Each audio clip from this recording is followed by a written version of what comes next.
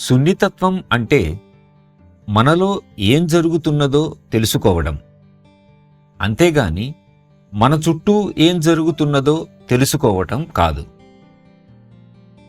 మనం బాహ్యంగా సున్నితంగా ఉంటే ధ్యాన సమయంలో ఒక చెంచా క్రింద పడినా ధ్యానభంగం కలుగుతుంది.